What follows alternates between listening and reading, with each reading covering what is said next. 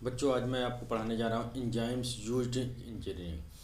तो मैं आपको इस अपने टॉपिक पे मैं आज आपको जो भी एंजाइम जेनेटिक इंजीनियरिंग में यूजफुल हैं उसके बारे में आपको डिस्कस करूँगा। अगर आपको मेरा मेरा डिस्कशन अच्छा लगे तो प्लीज़ मेरे चैनल को आप लाइक करिए, सब्सक्राइब करिए और शेयर करिए। तो फर्स्टली, हाँ, what is the restriction enzyme.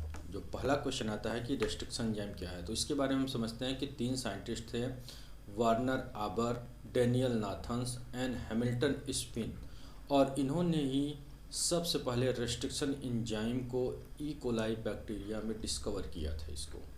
ठीक है। और ये जो तीन साइंटिस्ट हैं, आर्बर ये हैं, नाथन्स ये हैं और स्मिथ ये हैं। और रेस्ट्रिक्शन एंजाइम की डिस्कवरी के लिए इनको नोबेल प्राइज़, इनको फिजियोलॉजी एंड मेडिसिन में 1978 में इन तीनों लोगों को कंबाइंड नोबेल प्राइज़ मिला था। Restriction enzyme also called restriction endonuclease. इसका मतलब है कि बेटा, अगर आपका ये डीएनए फ्रेगमेंट है, अगर मान लिया हमने ये 3' to 5' ओरिएंटेशन इसमें है और ये 5' to 3' है, ये हमारा एक डीएनए स्ट्रैंड है और ये दोनों जो है हाइड्रोजन बॉन्ड से जुड़े हुए हैं। तो एंडोन्यूक्लियेज इंटरनल जो phosphodiester bond present between the two nucleotides उसको ब्रेक कर देगा और ब्रेक करने के बाद इसको फ्रेगमेंट को ब्रेक करके तोड़ देगा। तो अब ये कह रहे हैं कि हमारा 2 फ्रेगमेंट बन जाएगा। तो कह रहे हैं कि एंडोन्यूक्लियेज का मतलब हुआ कि जब एंजाइम्स इंटरनल फास्फोडाइस्टर बॉन्ड को ब्रेक करेगा तो उसे हम एंडोन्यूक्लियेज बोलते हैं। ठीक है। और दूसरा आपका है कि ये रेस्ट्रिक्शन साइट जो है, कह रहे हैं कि एक पर्टिकुलर रेस्ट्रिक्शन साइट होती है इसमें, जहाँ पे ये उसको रिकॉग्नाइज करके ही उस डीएनए को ब्रेक कर सकता है। ऐसा नहीं कि रेंडमली कहीं भी डीएनए को रेस्ट्रिक्शन एंडोन्यूक्लियेज ब्रेक करे। और इन 1962 में इसको बोला गया, नाम दिया गया मॉलिक्यूलर सीजर। सीजर मीन्स होता है कैंची। ठीक है। मॉलिक्यूलर सीजर इसलिए बोला गया क्योंकि ये डीएनए को ब्रेक करता है। इसको आइसोलेट किया गया था फ्रॉम ई कोलाई बैक्टीरिया। और an enzymatic immune system that recognise and destroy the foreign DNA. इसका पहले आप समझ लेते हैं। ये देखिए, एक ई कोलाई बैक्टीरिया है और कह रहे हैं कि इस पे एक्सपेरिमेंट परफॉर्म किया था आर्बर, नाथन एंड स्मिथ में। और उनका एक्सपेरिमेंट क्या था कि उन्होंने देखा कि एक बैक्टीरियोफाज है, ये आपका बैक्टीरियोफाज हो गया, और ये bacteriophage through the tail fibre इस बैक्टीरिया के सरफेस से इसके सेल वॉल पे अटैच हो गया। और ये इसका कह रहे हैं कि डीएनए है। ठीक है। वायरस में कह रहे हैं या तो जेनेटिक मटेरियल डीएनए या आरएनए होता है, लेकिन यहाँ हमने कहा कि एक बैक्टीरियोफाज है तो इसमें क्या है, डबल स्टैंडर्ड डीएनए होता है।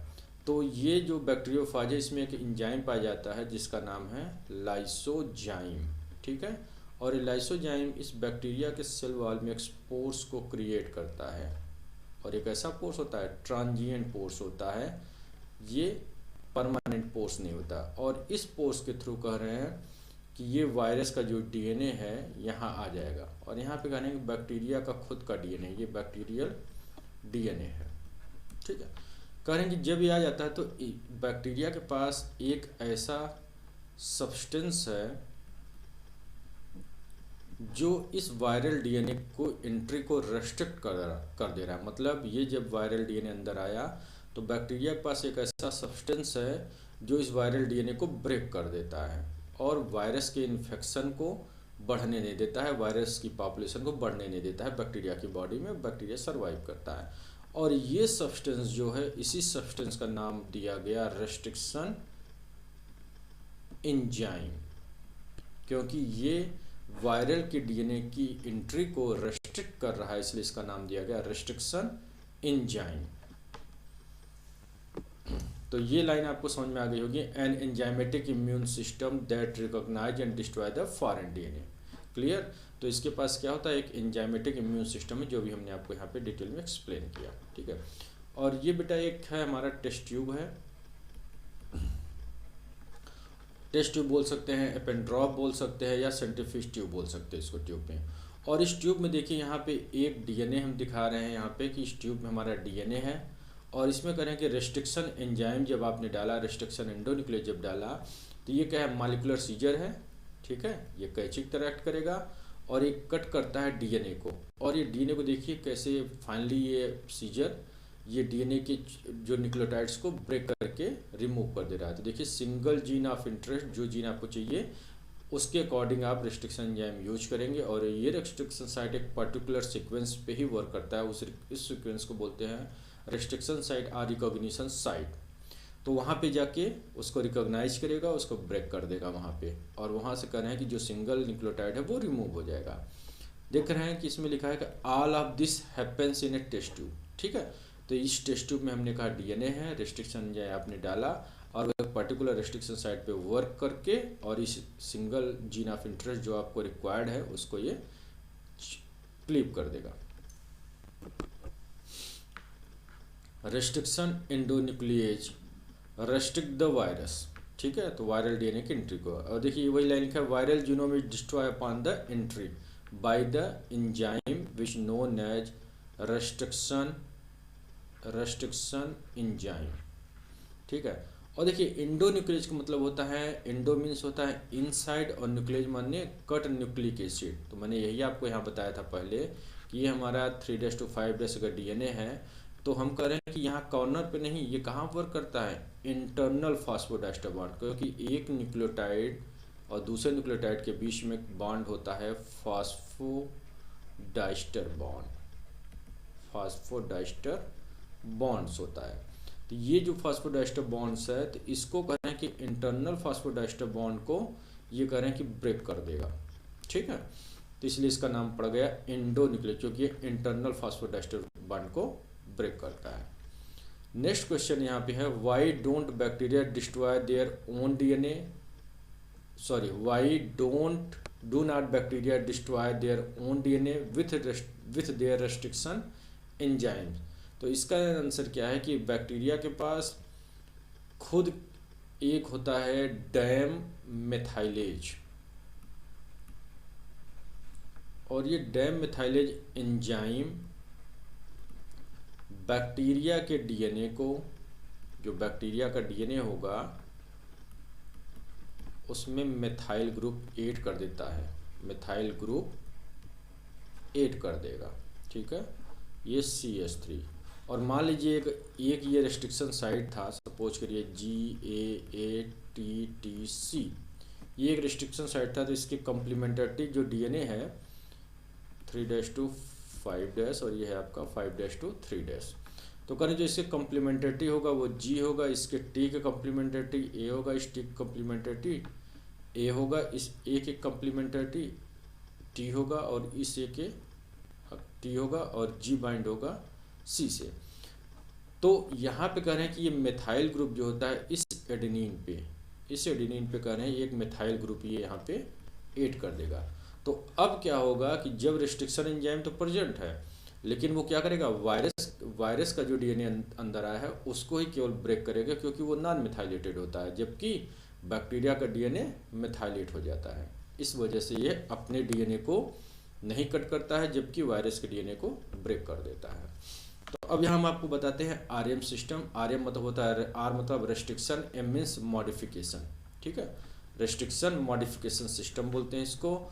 और endonuclease activity cuts foreign DNA, ठीक है, तो इंटरनल फास्फोडाइस्टर बॉन्ड को ब्रेक करेगा। और दूसरी एक्टिविटी होती है एंजाइम की कि मिथाइल ट्रांसफरेज एक्टिविटी, और हमने जो अभी आपको एक्सप्लेन किया कि ये क्या करेगा, इस सीक्वेंस पे GAATTC और दूसरे स्टेट में हमने कहा कि ये GAATTC।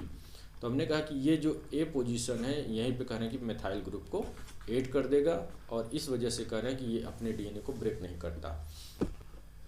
यही है आरएम सिस्टम। तो देखिए अब यहाँ पे हम वही जो आपको एक्सप्लेन किए, यहाँ पे आप फिगर में समझ लेते हैं working principle of RM system.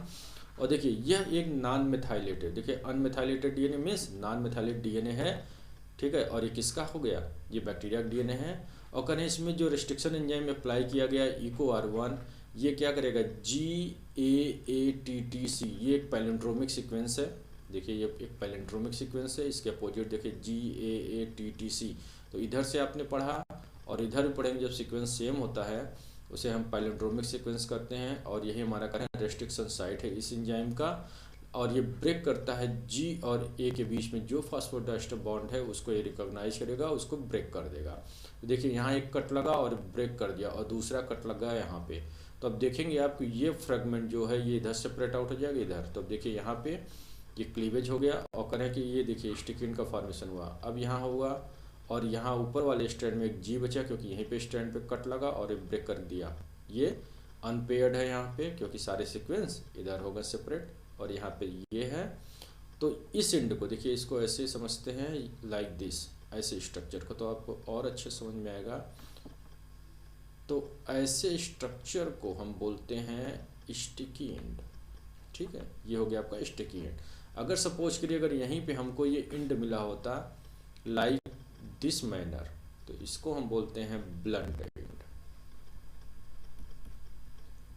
Blunt and, ठीक है। तो ये हो गया नॉन मिथाइलेटेड का, अगर वायरल का डीएनए आ रहा है तो इसने ऐसे रिकॉग्नाइज किया जो रेस्ट्रिक्शन एंजाइम है, क्लीव कर दिया। लेकिन कह रहे हैं कि इसके पास डैम मिथाइलेज भी है, और ये डैम मिथाइलेज देखिए यहाँ पे ये एडेनिन को यहाँ कह रहे हैं कि मिथाइल ग्रुप यहाँ पे ऐड कर देगा, ठीक है। ये किसके डीएनए में, ये बैक्टीरिया के डीएनए को, और जब मिथाइलेट कर देगा तो कह रहे हैं कि अब रेस्ट्रिक्शन एंजाइम जो है ये इस मिथाइल ग्रुप के प्रेजेंट होने की वजह से इस रिकॉग्निशन साइट को रिकॉग्नाइज नहीं कर पाएगा, और रेस्ट्रिक्शन एंजाइम इसको क्लीव नहीं कर पाएगा, ठीक है। अब हम बात करते हैं नॉमेनक्लेचर ऑफ रेस्ट्रिक्शन एंडोन्यूक्लिएज, और नॉमेनक्लेचर में सबसे पहले आप समझ जाइए कि जो एक एग्जांपल हम लेके चले, कि एग्जांपल है ये एक आपका रेस्ट्रिक्शन एंजाइम है, रेस्ट्रिक्शन एंडोन्यूक्लिएज है, रेस्ट्रिक्शन एंडोन्यूक्लिएज एंजाइम है ये। और कह रहे हैं ये जो रेस्ट्रिक्शन एंडोन्यूक्लिएज, इसका नेमिंग क्या है, सबसे पहले जो लिखा है ई, तो ये कह रहे हैं कि ये जो ई नाम लिया गया, ये देखा गया कि ये जो हमारा एंजाइम है किस जीनस के बैक्टीरिया से आइसोलेट किया गया है। तो ये क्या रिप्रेजेंट कर रहा है, जीनस ऑफ बैक्टीरिया। तो कह रहे हैं कि ये एंजाइम एस्चेरिचिया जीनस से आइसोलेट किया गया है, जो है वो रिप्रेजेंट करता है ये कि किस बैक्टीरिया के स्पीशीज से मिला है। तो ये कैसा स्पीशीज था, कोली, ठीक है। और आर जो है वो स्ट्रेन नंबर को रिप्रेजेंट करता है, और 1 जो होता है आर्डर ऑफ डिस्कवर्ड, मतलब ये पहले डिस्कवर, अगर 1 लिखा तो मतलब सबसे पहले ये discover.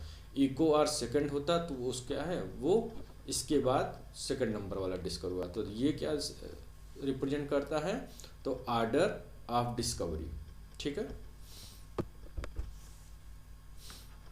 Types of restriction endonuclease, और एंडोन्यूक्लिएज हमारे पास 3 टाइप्स के होते हैं, type 1, type first, type second and type third, ठीक है।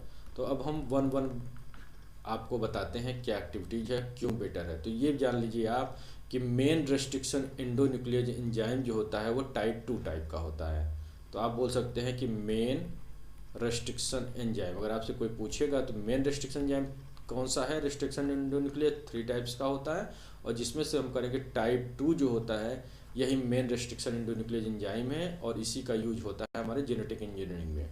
अब इसमें क्या ऐसी एक्टिविटीज है कि टाइप 1 और टाइप 2 और टाइप 3 में क्या ऐसी एक्टिविटीज है जिसकी वजह से हम प्रेफरेंस केवल टाइप 2 वाली रेस्ट्रिक्शन एंडोन्यूक्लिएज को हम देते हैं, जबकि टाइप फर्स्ट और टाइप थर्ड को जेनेटिक इंजीनियरिंग में एज ए रेस्ट्रिक्शन पर्पज में नहीं यूज करते। तो आप देख लेते हैं। देखिए टाइप 1 में फर्स्ट पॉइंट है capable of both restriction and modification activity. देखिए अच्छी एक्टिविटी है कि इसके अंदर कैसी एक्टिविटी है, ये ब्रेक करने की भी एक्टिविटी है, सीजर की तरह भी ऐड करेगा, और इसमें मेथाइल ग्रुप ऐड करने की भी टेंडेंसी है।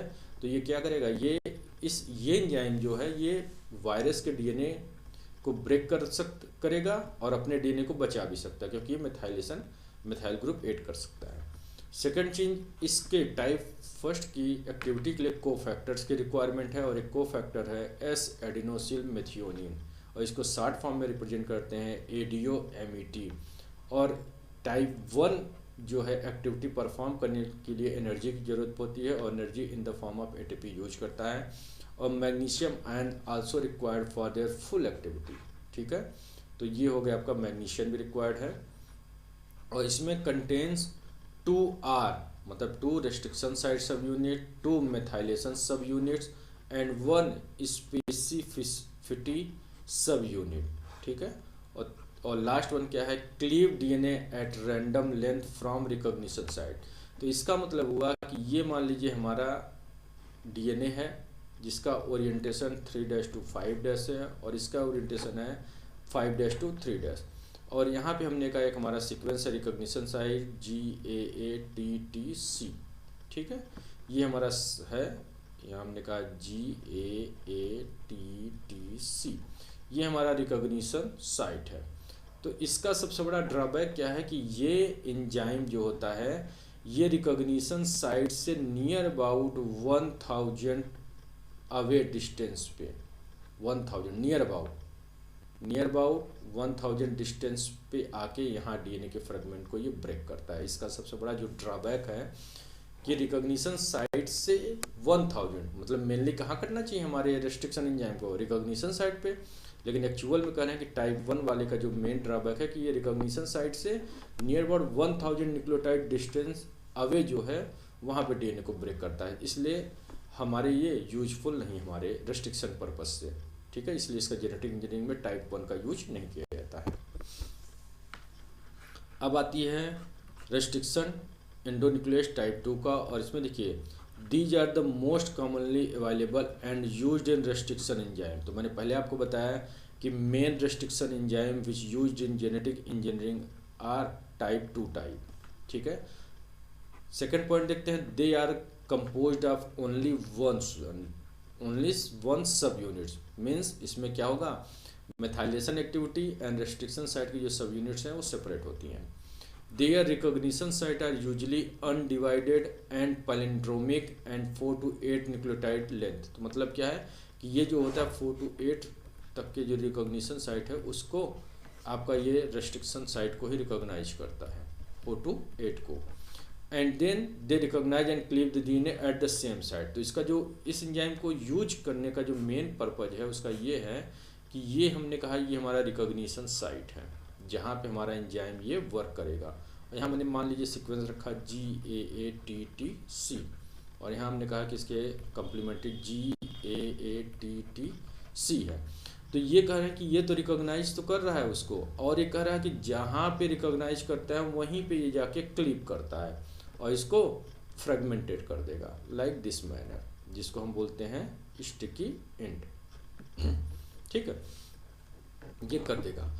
तो इसलिए कह रहे हैं कि ये क्या है, इसीलिए टाइप 2 वाला जो है मेन रेस्ट्रिक्शन एंजाइम है, जेनेटिक इंजीनियरिंग में इसका यूज होता है। और they do not use ATP, ठीक है। तो फर्स्ट वाले में ATP का यूज हो रहा था, लेकिन ये कह रहे हैं कि they do not use ATP, तो एनर्जी कंजम्पशन नहीं है, एनर्जी का कोई यूज नहीं है हमें। और इसमें कह रहे हैं कि मैग्नीशियम रिक्वायर्ड है Mg+2 एज ए कोफैक्टर के रूप में यूज किया जाता है। अब बात करते हैं टाइप 3 का, ये भी कह रहे हैं कि जेनेटिक इंजीनियरिंग में यूज नहीं होता है, उसका कारण अब देख लेते हैं। फर्स्ट वन की type 3 restriction enzyme recognise 2 separate non palindromic sequences. मतलब इसका पहला ड्रॉबैक कि अगर हमारा ये डीएनए है तो कह रहे हैं ये हमारा एक रिकॉग्निशन साइट है यहाँ और एक रिकॉग्निशन साइट हमारे डीएनए पे यहाँ है। तो कह रहे हैं इसका सबसे बड़ा ड्रॉबैक यही है कि ये दो रेस्ट्रिक्शन साइट को रिकॉग्नाइज करता है, ठीक है, पहला चीज़ है। दूसरा है कि they cut DNA about 20 to 30 base pair after the recognition site. तो देखिए ये रिकॉग्नाइज तो क्या है रिकॉग्निशन साइट, लेकिन कहाँ ये ब्रेक करेगा, नियर अबाउट यहाँ से आएंगे आप 20 to 30 nucleotides away from the recognition site. और ये है देखिए यहाँ है तो उसके आफ्टर यहाँ मान लिया हमने कि यहाँ कट किया, तब भी तो हमारा स्पेसिफिक नहीं है, क्योंकि रिकॉग्निशन साइट भी अगर क्लिप करेगा तभी हमारा ये रेस्ट्रिक्शन एंजाइम हमारे जेनेटिक इंजीनियरिंग में हमारे क्लोनिंग पर्पज में इसको यूज कर सकते हैं। तो यहाँ पे करें कि लेकिन ये करें रिकॉग्निशन साइट से करीब 20 से 30 न्यूक्लियोटाइड अवे ये जो है कट करता है, इसलिए ये भी यूज इसका नहीं होता है जेनेटिक इंजीनियरिंग में। और करें कि and require ADOMET as a cofactor and ATP energy के रूप में for their roles in DNA methylation and restriction. अब देखिए रेस्ट्रिक्शन एंजाइम जो है डीएनए को कट करता है और 2 एंड का फॉर्मेशन करता है। ब्लंट एंड, ये आपका डीएनए है, मान लीजिए डीएनए को ब्रेक करेगा और ऐसा एंड मिल जाए तो इस एंड को हम बोलेंगे कि ब्लंट एंड, ठीक है। और अगर डीएनए को ब्रेक करके अगर ऐसा फ्रेगमेंट मिले लाइक दिस, तो इसको हम बोलेंगे स्टिकी एंड, या इसी को हम दूसरा नाम बोलते हैं कोहेसिव एंड। ठीक है,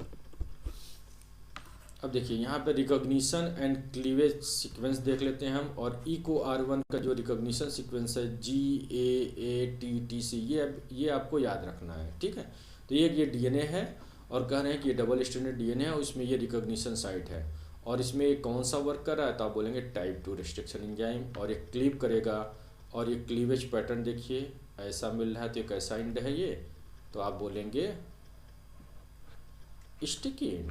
ठीक है, स्टिकी एंड। देखिए हिंड थर्ड जो होता है इसका रिकॉग्निशन सीक्वेंस है AAGCTT। ठीक है, और ये किसके बीच में ब्रेक करता है, तो कह रहे हैं कि ए और ए के बीच में जो फास्फोडाइस्टर बॉन्ड है उसको ब्रेक करेगा पहले स्टेज में, और इसमें भी यहाँ ब्रेक करेगा। और ये ब्रेक करके कह रहे हैं कि इसमें भी कैसा एंड फॉर्मेशन हो जाएगा। देखिए स्टिकी फॉर्म हो रहा है, देखिए यहाँ भी कह रहे हैं कि स्टिकी एंड फॉर्म हो रहा है।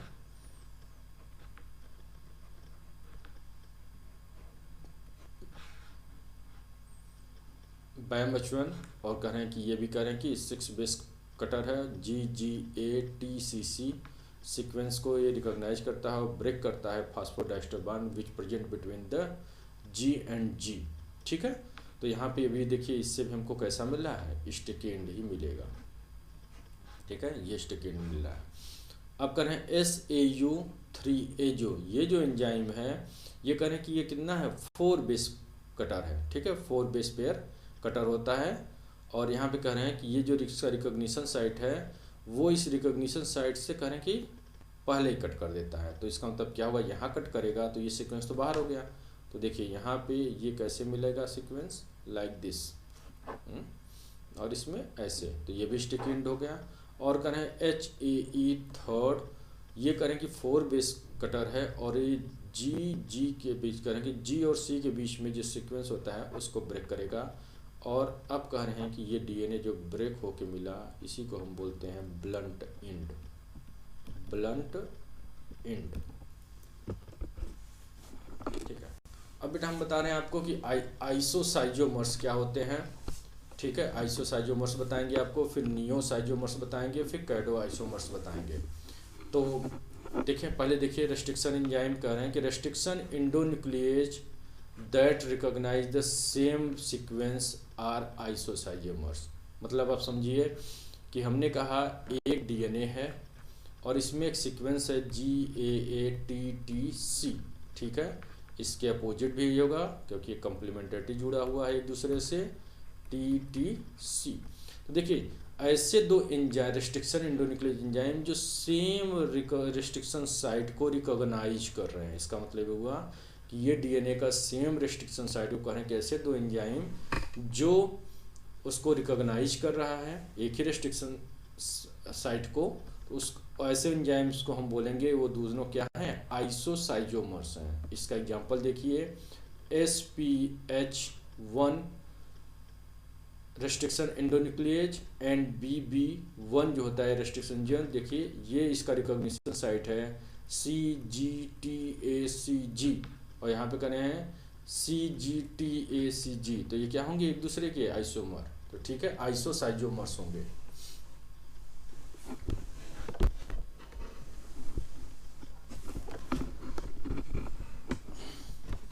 तो आइसोसाइजोमर्स क्या होते हैं, तो आइसोसाइजोमर्स बता रहे हैं कि रेस्ट्रिक्शन एंडोन्यूक्लिएज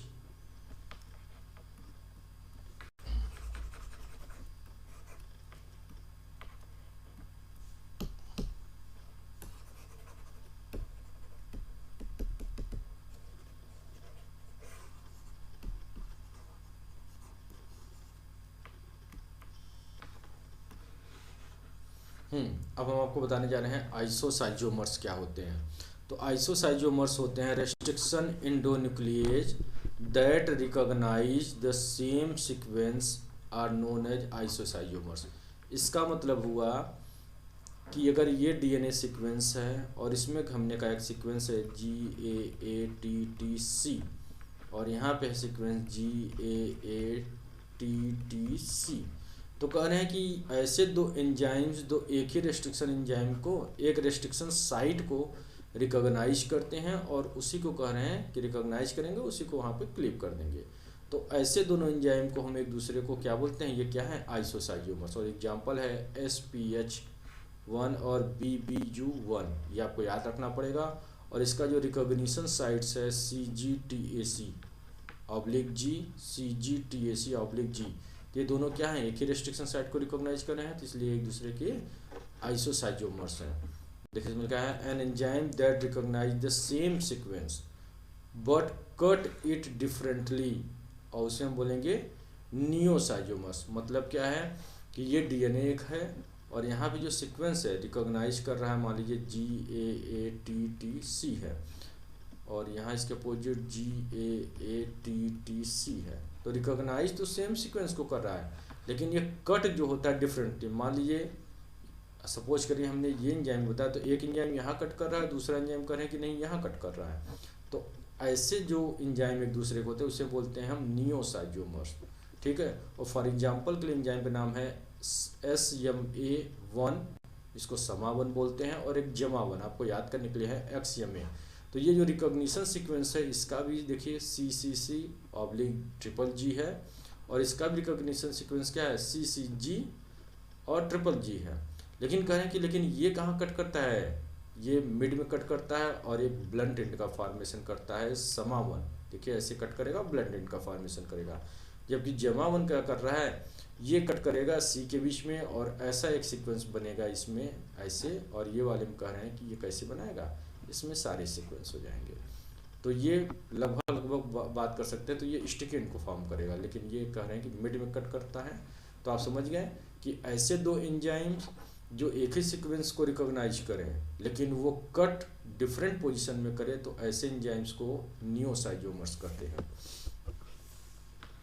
और तीसरा है बेटा आपका आइसोकैडोमर्स, ठीक है। और isocaudomers are the pairs of restriction enzyme that have slightly different recognition sequence but upon cleavage generate identical terminally. अब कह रहे हैं ये दो ऐसे एंजाइम्स जो रिकॉग्निशन सीक्वेंस से मतलब अलग अलग GAATTC कह रहे हैं कि ये है रिकॉग्निशन साइट एक डीएनए का, और दूसरा डीएनए में कह रहे हैं कि CCGA है मान लीजिए, ठीक है, T और यहाँ हमने कहा A है। तो इसके कम्प्लीमेंट्रिटी देख लीजिए, TT यहाँ पे C, यहाँ पे G, यहाँ पे G और यहाँ पे A। तो कह रहे हैं कि दोनों अलग अलग सीक्वेंस को रिकॉग्नाइज करें, लेकिन जब ये कट करेंगे तो उससे जो प्रोडक्ट मिलेगा वो सेम होगा, तो उसको हम बोलेंगे आइसोकैडोमर्स, ठीक है। तो इसका एग्जांपल है, फॉर एग्जांपल आप देखिए एंजाइम्स MBO1, ये एंजाइम आपको याद रखना है, और BAMH1, ये एक दूसरे क्या है, आइसोकैडोमर्स। कैसे, तो आप देख लीजिए ये सीक्वेंस कह रहे हैं कि ये रिकॉग्नाइज करता है, लेकिन कट करेंगे कहाँ पे, ऐसे। तो जो सीक्वेंस रिमेनिंग मिलेगा वो कह रहे हैं कि सेम होगा, ठीक है। तो इसको बोलेंगे आइसोकैडोमर्स। और दूसरे एंजाइम्स की हम बात करते हैं एल्कलाइन फास्फेटेज। तो एल्कलाइन फास्फेटेज में सबसे इंपॉर्टेंट पार्ट है कि आपको हमेशा याद रखना है कि ये फास्फेट ग्रुप को रिमूव, फास्फेटेज मतलब फास्फेट ग्रुप को रिमूव करता है। तो देखिए कहाँ से रिमूव करता है, तो remove 5' phosphate group of DNA molecules, ठीक है। तो ये डीएनए मॉलिक्यूल्स है, ये आपका 5' to 3' ओरिएंटेशन है। तो इस ओरिएंटेशन में 3' OH जो है यहाँ पे OH ग्रुप होता है, और यहाँ पे P पे कह देंगे फास्फेट ग्रुप होता है, ठीक है। तो इसका काम क्या होता है अल्कलाइन फास्फेट का, तो इस फास्फेट ग्रुप को कह रहे हैं कि ये क्या करेगा, रिमूव करने का काम आता है, ठीक है। अब देखिए बैक्टीरियल एल्कलाइन फास्फेटेज, जिसको शॉर्ट में हम BAP भी बोलते हैं, is more stable but less active than the calf intestine alkaline phosphatase, ठीक है। तो इसका मेन काम आप याद रखिएगा, फास्फेट ग्रुप को रिमूव करता है। फिर दूसरा एंजाइम यहाँ हम बता रहे हैं T4 पॉलीन्यूक्लियोटाइड काइनेज, और ये करता है catalyse the transfer of terminal phosphate from a kinase nucleoside 5' triphosphate to a 5' hydroxyl group of a polynucleotide. ठीक है, इसके बाद आता है आपका डीएनएज फर्स्ट, और ये करता है degrade double standard DNA by hydrolysing internal phosphodiester linkage. ठीक है, तो डबल स्टैंडर्ड डीएनए है ये हमने कहा डबल स्टैंडर्ड डीएनए है। और कहें कि अगर आपने डीएनएज एंजाइम यूज करेंगे, डीएनएज फर्स्ट यूज करेंगे, तो इसमें जो इंटरनल फास्फोडाइस्टर बॉन्ड है उसको ब्रेक कर देगा और ये आपका डीएनए जो है फ्रेगमेंटेड हो जाएगा। ठीक है, ये 2 फ्रेगमेंट मिल जाएगा, डीएनएज को अप्लाई करेंगे। अब देखिए क्लीन ऑफ फ्रेगमेंट क्या होता है एक्चुअल में। तो आप सबसे पहले चलते हैं हम डीएनए पॉलीमरेज फर्स्ट में। तो देखिए एक्चुअली में क्लीन ऑफ फ्रेगमेंट क्या है, तो आप देखिए proteolytic product of E coli DNA polymerase first that has both polymerase and 3' to 5' exonuclease activity and no 5' to exonuclease activity. तो सबसे पहले आप जान लीजिए कि ये हमारा डीएनए पॉलीमरेज है। डीएनए पॉलीमरेज ये मेन रेप्लिकेटिंग एंजाइम होता है। डीएनए पॉलीमरेज रेप्लिकेशन में जो मेन रेप्लिकेशन एंजाइम होता है वो डीएनए पॉलीमरेज बोलते हैं, पॉलीमरेज। ठीक है, ये है। अब डीएनए पॉलीमरेज के पास 3 एक्टिविटी होती है। पहली होती है 5' to 3' पॉलीमरेज एक्टिविटी। ठीक है, तो इससे करें कि न्यूक्लियोटाइड ऐड करता जाएगा और डीएनए की चेन को बढ़ाता जाएगा, इसका ये काम हो गया। दूसरी एक्टिविटी होती है 5' to 3' एक्सोन्यूक्लियेज एक्टिविटी। ठीक है, और ये करें कि जब डीएनए चेन स्टार्ट हो जाएगा तो जो उसमें जो प्राइमर्स होते हैं उसको ये रिमूव करेगा, 5' to 3' ओरिएंटेशन से उस प्राइमर को रिमूव कर देगा। तो जैसे हमने कहा ये मान लीजिए आपका एक डीएनए है। ठीक है, तो कह रहे हैं यहाँ पे जो डीएनए है तो यहाँ पे हमने कहा कि एक प्राइमर जुड़ा था और यहाँ पे न्यूक्लियोटाइड करें OH ग्रुप फ्री है और यहीं से न्यूक्लियोटाइड ऐड होगा और डीएनए चेन की सिंथेसिस स्टार्ट हो जाएगा। तो ये जो प्राइमर से इसको रिमूव करने का जो काम होता है वही कर रहे हैं कि 5' to 3' एक्सोन्यूक्लियेज एक्टिविटी की हेल्प से इसको निकाला जाता है। ठीक है, और एंजाइम का जो मोस्ट इम्पॉर्टेंट एक्टिविटी है 3' to 5' एक्सोन्यूक्लियेज एक्टिविटीज, और इसी को बेटा बोलते हैं हम लोग proof reading activity. Proof reading activity भी बोलते हैं इस एक्टिविटी को, रीडिंग एक्टिविटी। क्यों बोलते हैं? क्योंकि जनरली आप जान लीजिए कि हमारा जो डीएनए रेप्लिकेशन होता है तो उसमें करें कि जब 1,00,000 न्यूक्लियोटाइड जब उसमें ऐड हो जाएगा तो ये चांस होता है कि एक या एक से ज़्यादा गलत न्यूक्लियोटाइड हमारे डीएनए रेप्लिकेशन के वक्त हमारे नए फ्रेगमेंट में जुड़ जाएं, और अगर करें एक भी न्यूक्लियोटाइड अगर उसमें गलत जुड़ गया तो वो म्यूटेशन कॉज कर सकता है। तो इस प्रॉब्लम को सॉर्ट आउट करने के लिए 3' to 5' एक्सोन्यूक्लियेज एक्टिविटी उस रॉन्ग न्यूक्लियोटाइड को रिकॉग्नाइज करेगा और रिकॉग्नाइज करके उसको निकाल के बाहर कर देगा, और उसके करस्पॉन्डिंग जो एक्चुअल में सपोज करें अगर ए की जगह पे अगर टी जुड़ा है तो उस टी को निकाल के वहाँ पे ए को जोड़ देगा, और फिर जो है डीएनए चेन जो है जहाँ पे रॉन्ग न्यूक्लियोटाइड है वहाँ से करें कि जो उसके करस्पॉन्डिंग कॉम्प्लीमेंट्री न्यूक्लियोटाइड है वो जुड़ जाएगा और ऑलरेडी डीएनए की सिंथेसिस चलती रहेगी। तो अगर ये एक्टिविटी नहीं होगी अगर डीएनए के पास, डीएनए पॉलीमरेज के पास 3' to 5' एक्सोन्यूक्लियेज एक्टिविटी, तो रॉन्ग न्यूक्लियोटाइड जुड़ जाएगा और करें कि स्पीशीज को म्यूटेशन कॉज हो जाएगा। ये मोस्ट इंपॉर्टेंट एक्टिविटी है 3' to 5' एक्सोन्यूक्लियेज एक्टिविटी। ठीक है, तो अब कह रहे हैं कि जो क्लीन आउट फ्रेगमेंट्स एक्चुअली में क्या कर रहे हैं कि जब ये एक्टिविटी डीएनए पॉलीमरेज की इसको करेंगे फ्रेगमेंट करके इसको हम निकाल देंगे तो जो 2 एक्टिविटी बचेगी 5' to 3' पॉलीमरेज एक्टिविटी और 3' to 5' एक्सोन्यूक्लियेज एक्टिविटी, तो अब इस फ्रेगमेंट को बोल रहे हैं कि क्या है ये, यही हमारा क्लीन आउट फ्रेगमेंट है। ठीक है, यहाँ देखिए लाइन में लिखा हुआ because fractionation of the digestion product removes the fragment with the 5' to 3' exonuclease activity. ठीक है, लास्ट वन देख लेते हैं। A Klenow fragment with only DNA polymerase activity because of mutation in the 3' to 5' exonuclease sequence is also available. तो इसका मतलब है कि डीएनए जो आपका जो क्लीन आउट फ्रेगमेंट है तो उसमें करें 2 एक्टिविटी प्रेजेंट है। पहला क्या है 5-2 3- पॉलीमरेज एक्टिविटी, और इससे करें कि ये डीएनए चेन में सिंथेसिस करेगा, नए न्यूक्लियोटाइड को जोड़ने का काम करता है, ठीक है, ये एक्टिविटी से। और दूसरा करें कि जो दूसरी एक्टिविटी है उसको बोलते हैं 3-2 5- एक्जो न्यूक्लियेज एक्टिविटी। तो करें कि जो क्लीनाउ फ्रेगमेंट है उसमें करें केवल पॉलीमराइजेशन की एक्टिविटी भी प्रेजेंट हो सकती है जब 3-2 5- एक्जो न्यूक्लियेज एक्टिविटी में म्यूटेशन हो गया हो किसी वजह से, ठीक है। तो ये तो नॉर्मल सी बात है, कोई बहुत बड़ी बात नहीं है बताया, ठीक है। नेक्स्ट एंजाइम का नाम है ई कोलाई एक्सोन्यूक्लियेज थर्ड, ठीक है। और sequentially remove nucleotides from 3-OH end of DNA molecule except from the protruding 3-OH terminal, ठीक है। तो ये हमने कहा एक डीएनए है 5-2 3- और यहीं पर हमने कहा OH ग्रुप है।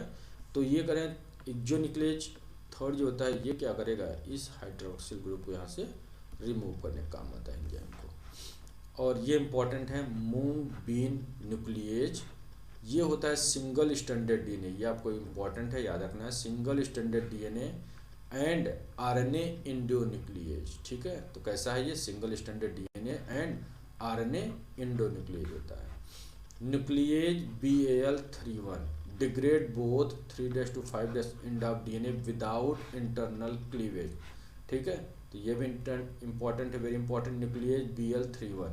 तो ये क्या कहाँ पे डिग्रेड करेगा, डीएनए के 3- और 5- दोनों एंड पे, ठीक है। और आरएनएज H मोस्ट इम्पॉर्टेंट, ठीक है। और ये एंजाइम जो होता है देखिए, degrade the RNA strand of A DNA RNA hybrid molecule, ठीक है। तो हमने कहा ये आपका आरएनए है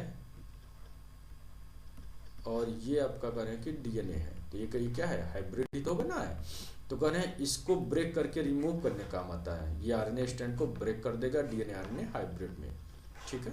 और अब आता है S1 nuclease degrade single stranded DNA, ये आपको याद रखना है कि ये S1 न्यूक्लियेज किस पे एक्ट करता है, डबल स्टैंडर्ड डीएनए और सिंगल स्टैंडर्ड, तो ये आपको याद रखना होगा SS DNA single stranded DNA पे S1 न्यूक्लियेज वर्क करता है, ठीक है। और ये very very important,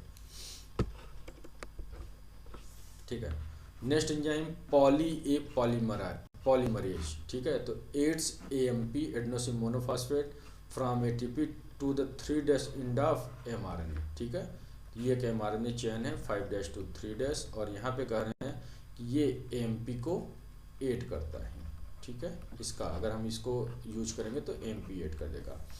T7 DNA polymerase and 3- exonuclease activities present, ठीक है। तो ये भी इंपॉर्टेंट है, इसमें करें कि कौन सी एक्टिविटी नहीं एब्सेंट होती है, तो आप बताएंगे 5- 3- exonuclease activity absent, activity of DNA polymerase absent, ठीक है। और मोस्ट इम्पॉर्टेंट है आपका टैग डीएनए पॉलीमरेज, जिसका नाम है थर्मस एक्वेटिकस बैक्टीरिया है ये, ठीक है। उससे करें ये डीएनए पॉलीमरेज आइसोलेट करा गया है। तो ये होते हैं DNA polymerase heat stable DNA polymerase, और is greater than 95 degree Celsius तक करें कि ये हमारा एंजाइम डीनेचर नहीं होता, जबकि जनरली एंजाइम जो होते हैं 40 to 45 डिग्री सेल्सियस से जब बढ़ने लगता है बॉडी का टेम्परेचर तो हमारे एंजाइम्स डीनेचर हो जाते हैं। लेकिन ये करें कि हीट स्टेबल है, और करें कि एबव द 95 डिग्री सेल्सियस पे भी ये करें कि ये एंजाइम्स एक्टिव फॉर्म में रहते हैं। और इसको एक हॉट स्प्रिंग रीजन से करें कि एक बैक्टीरिया था जिसका नाम है थर्मस एक्वेटिकस, और उसी से इस एंजाइम को आइसोलेट किया गया था, ठीक है। और आपका है beta agarase first digest agarose use to retrieve separated DNA molecules from agarose gel, ठीक है। तो कह रहे हैं कि ये हमारा अगर कोई डीएनए मॉलिक्यूल्स है, अगर कह रहे हैं कि बीटा एगरेज एंजाइम अगर आप यूज करेंगे तो ये करें आपके डीएनए फ्रेगमेंट को चॉप कर देगा, ठीक है, ये चॉप कर दिया। और फिर इसका आप यूज करें कि एगरोज जेल होता है, वो भी हम आपको नेक्स्ट स्लाइडों में अपने पढ़ाएंगे। ये एगरोज जेल है, और इसी में करें कि जब इस वेल में हम अपना इसको एगरोज को रन कराएंगे और इलेक्ट्रिसिटी प्रोवाइड करेंगे, तो ये करेंगे डीएनए हमारा मूव करेगा फ्रॉम द डीएनए क्या होता है, निगेटिवली चार्ज होता है, और एनोड पे क्या होता है, पॉजिटिवली चार्ज। तो ये कैथोड टू एनोड की तरफ मूव करेगा, क्योंकि डीएनए कैसा होता है, DNA is the negatively charge, ठीक है, याद रखिएगा। और मूव करेगा, और अकॉर्डिंग टू चार्ज मूव किएगा। और दूसरा करें अकॉर्डिंग टू साइज, करें जो स्मॉलर फ्रेगमेंट्स होगा वो बहुत तेज़ी से मूव करेगा, ठीक है, और जो लार्जर रहेगा वो वैली के पास रहेगा। तो इस बैंड से क्या समझ में आ रहा है कि इसमें करें कि इसमें दो बैंड मिले हैं, एक जो होता है स्मॉलर है जो आपको बॉर्डर पे मिला, इसका मतलब क्या, तेज़ी से मूव किया, तो जो स्मॉलर फ्रेगमेंट्स है वो तेज़ी से जेल वेल में मूव कर जाएंगे। और जो लार्जर फ्रेगमेंट होगा, तो देखिए इससे लार्ज ये है, क्योंकि देखिए ये इससे कम डिस्टेंस ट्रेवल किया, और इससे बड़ा करें कि ये है, तो सबसे बड़ा अगर फ्रेगमेंट पूछा जाएगा तो आप बताएंगे ये है, ठीक है, ठीक है। और नेक्स्ट एंजाइम आता है reverse transcriptase enzyme, most important है, इसको याद रखना है, आपको भूलना नहीं, उस एंजाइम तो सारे आपको याद रखना है। और करें 1970 में David Baltimore and Howard Temin ने इस रिवर्स ट्रांसक्रिप्टेज एंजाइम को आइसोलेट किया था from the retroviruses like the HIV, ठीक है। और देन RNA ट्यूमर वायरसेस में इस एंजाइम को डिस्कवर किया था। और रिवर्स ट्रांसक्रिप्टेज का काम है कि ये एंजाइम कह रहे हैं कि RNA ऐसा वायरस जिसमें कह रहे हैं RNA act as a template, तो ये RNA कह रहे हैं कि कन्वर्ट हो जाता है cDNA में, इसको बोलते हैं कम्प्लीमेंट्री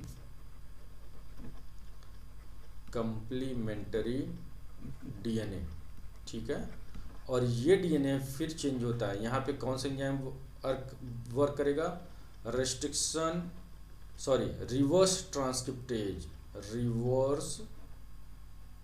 रिवर्स ट्रांसक्रिप्टेज, ठीक है।